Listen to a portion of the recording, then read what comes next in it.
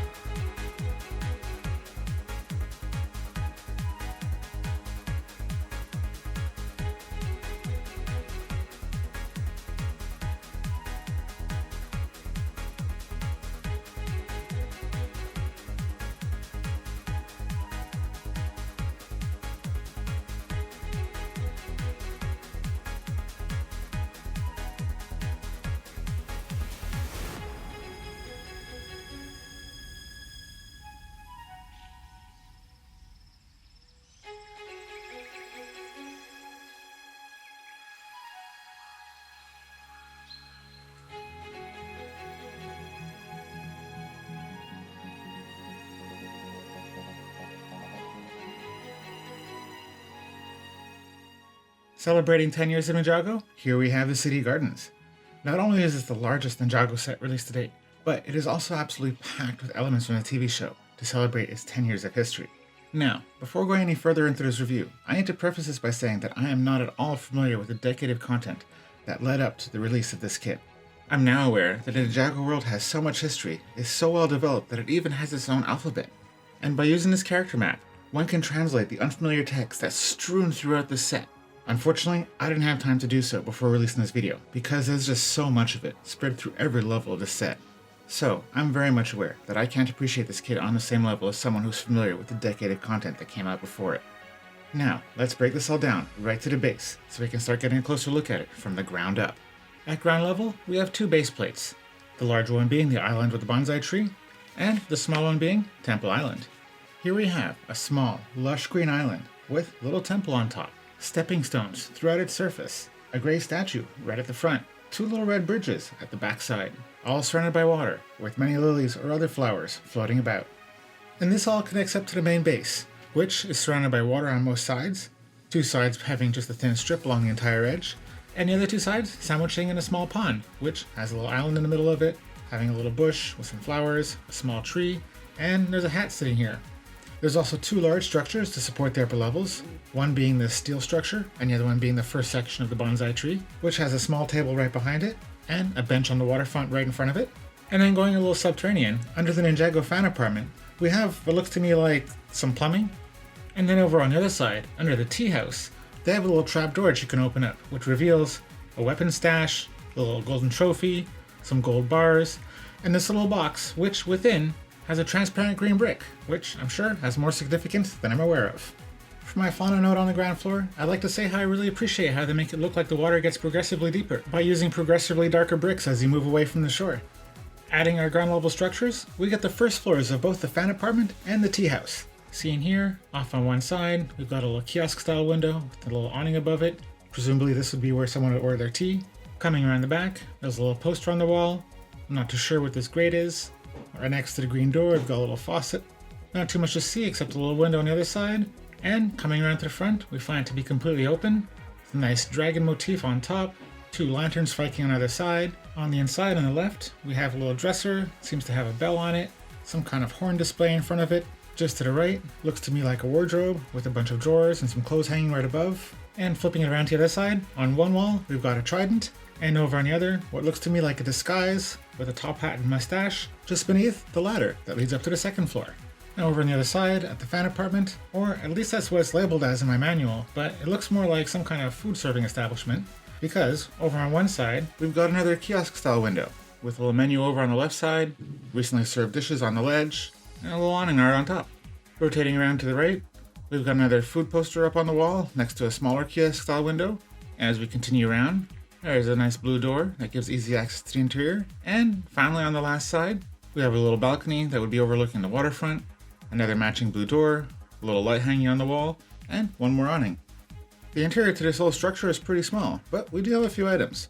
Off in one corner, we've got a stack of shelves that are fully loaded, and on the opposite wall, up on top, there's another shelf, and just beneath, we've got a little sink.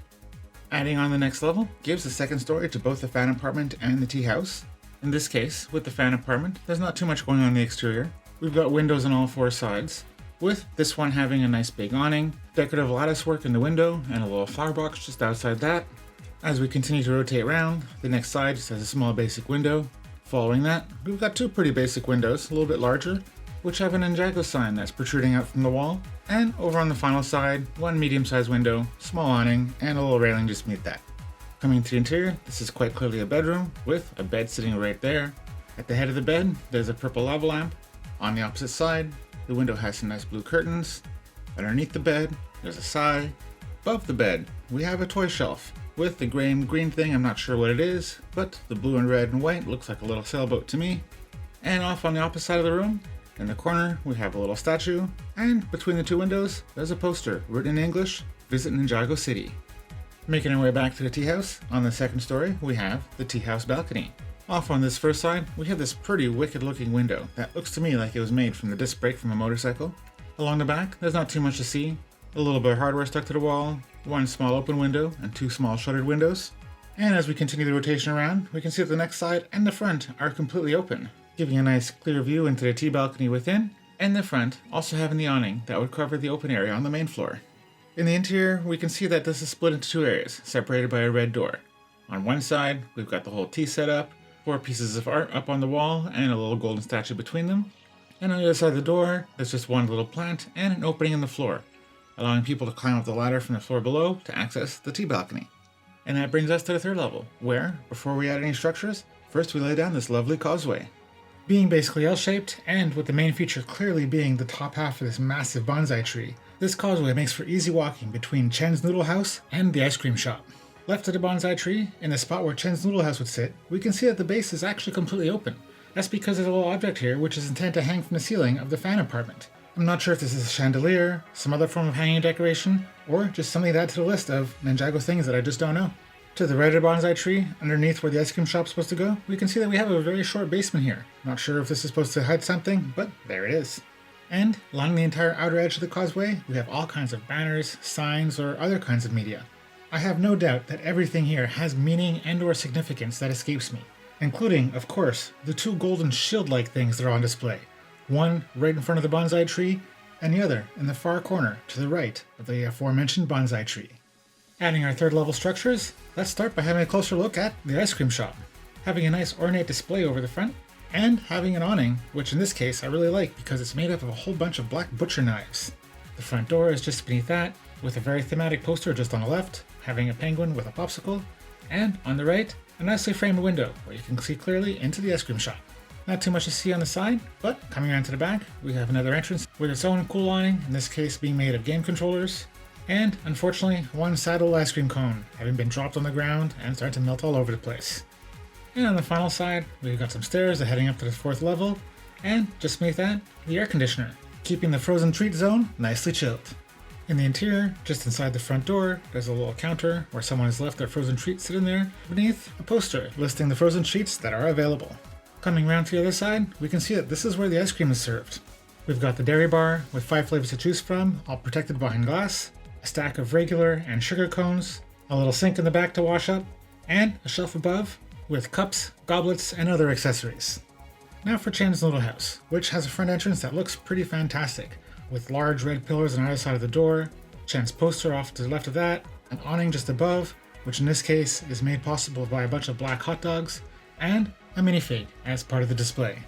As we rotate around the back, we find 2 very large windows which give a nice viewing area into the chef's cooking zone, and a much smaller window with a little awning and a whole flower garden just beneath it. On the final side, we find a poster on the wall, a little bench for minifigs to sit, and another ventilation system with pipes that lead around to the front.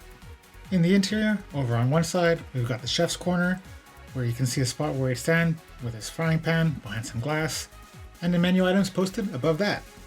On the other side, we've got a small table, seating for 2, and some artwork up on the wall, making a nice cozy spot for our minifigs to enjoy their noodles.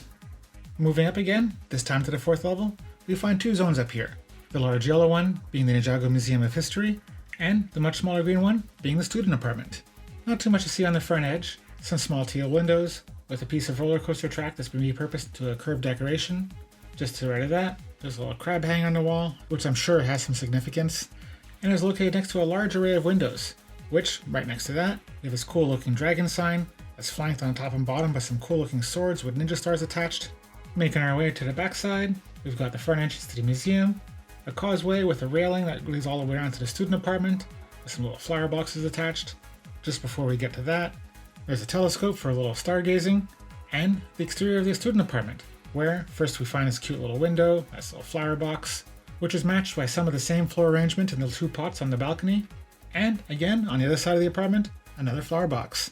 Just inside the museum's front door, the first thing we find is the ticket counter, where we find a little magazine rack in a corner, a small computer for ticket sales, and the turnstile. On display, there's all kinds of Lego exhibits from the Ninjago history that I simply can't identify. With 6 items on display, some under glass, some not, 5 pieces of art, and all of it being very well illuminated by spot lamps on the wall, and being very well tracked by security cameras that are also mounted on the wall, this museum has a lot to offer, and for those who are familiar with the history of Ninjago, I'm sure you'll find it very nostalgic. On the outside wall of the museum, right across from the entrance to the student apartment, we have another poster here. And inside the student apartment, on the wall, we find a small TV. Just beneath that, there's a single bed. On the opposite side of the room, there's an easel with a canvas where someone's been painting the Ninjago City Gardens, a little paintbrush clipped to the top of that, and umbrella sitting in the umbrella stand. Moving up again, this time to the 5th level, we have 3 things to explore up here. The Ninja Zone, the rooftop Zen garden, and the skylight exhibit that goes with the museum on the floor below. Starting with the Ninja Zone, first thing we notice, and prominently displayed on the outside, is this giant koi. Looking pretty cool here, stuck to the outside of the building. I have no idea if there's more significance to this or not, but I love it. As we rotate around, we can see that the Ninja Zone is pretty much an open concept, opting more for open arches than sealed walls. For your minifigs to access the Ninja Zone, first, this ladder must be rolled down, which simultaneously unlocks the front door and gives our minifigs something to climb up so they can get in. Just to the right of that, there's some kind of space action poster here, which I couldn't tell you too much about, but it's prominently being displayed with 2 spotlights, and can easily be changed up for one of the other posters the set comes with. And on the balcony, there's a golden telescope, this one looking a little more advanced than the one found on the level below. And on the interior, we've got a coat rack with a little blue hat, widescreen TV, some artwork on the wall just behind that, a red armchair for some TV viewing, and an arcade machine, which is slightly animated, for if you press down on the controller, you can make the character on the screen jump. Right next to the Ninja Zone, we have the skylight to the History Museum, where, right on top, we find a cherry blossom tree in full bloom, and just beneath that, hanging under the glass, there's a skeleton to some kind of creature. I'm not sure what this is, maybe it's a small dragon, I'm not really sure, perhaps you can tell me. For the final stop on the 5th level, we come to the rooftop Zen garden. Here we have a small pagoda, open on 2 sides, with shuttered windows on the other 2 sides, and having a small round table with a little plant within it. There's a light blue flying scooter attached here. Seems to me this is probably the best way to get around the city. And beneath the pagoda, there's a small safe, which within has a small teal brick. Moving up to the 6th level, the floors are getting pretty small up here, with the hidden room. There's not a lot of variation in the exterior at this level. On one side, there's a little awning at the bottom, and on 2 sides, although hard to see through the grate, there's some movie posters. In the interior, there's not too much to see, room for one minifigure to stand, and if you so choose, you can swap out the posters. Almost at the top, at the 7th level, we have the Ninja Control Room.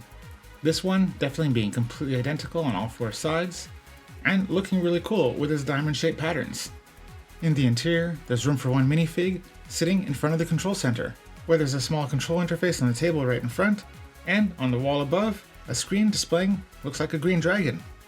Having reached the 8th and final level, we have found the communication array, where we have 3 satellite dishes and 1 giant antenna. And that wraps up this massive structure, but now we come to a huge assortment of minifigures. For our first set of 8 minifigs, going across the top row, we have Christina, May, Hey, Urban Ya, Ellen, Urban J, Kaito, and Cece. With so many minifigs, we are now on page 2 of 3. Again, starting across the top row, we have Jay, Zane, Kai, Young Lloyd, Ronin, Urban Cole, Clutch Powers, and Misako. For the third and final set of minifigs, again, starting across the top, we have Tito, Sensei Wu's dog, the mechanic, the robot Scoop, the unnamed minifigure that's part of the sign above Chen's Noodle House, and no, his legs are not on backwards, this is how it's supposed to be, a statue from the Temple Island, and Golden Master Wu, a set exclusive that was released to celebrate 10 years of Ninjago. With the features and minifigures now covered, it's now time for my concluding thoughts. So, starting with playability of this kit, I think this is top notch. With a structure this big and having so many spaces to explore within, and having over 20 minifigures to play with, the vast array of scenes you can set up and stories you can tell is pretty much only limited by your imagination. So, in my books, it's almost without limits. And the City Gardens was also designed to be attached to other structures. So, whether you want to attach other Ninjago buildings, or go for the classic city modular buildings, you have a lot of options to how you can expand upon this, and the fun just continues to grow. So as a playset, if you like setting up scenes, it really doesn't get much better than this. And let's not forget the Ninjago text throughout this set. I know if I were a junior LEGO fan, I would spend a lot of time and find it highly satisfying uncovering all the secret messages that exist throughout. As the display, standing at about 73 centimeters or 29 inches tall, and being loaded with plenty of bright, vibrant colors, this thing is sure to get noticed. And with so many levels, so many rooms, so many scenes to explore, there's a lot to check out when you are displaying it. Especially if you set up scenes within, there could be all kinds of stories waiting for the observer to discover, making this a very engaging display piece.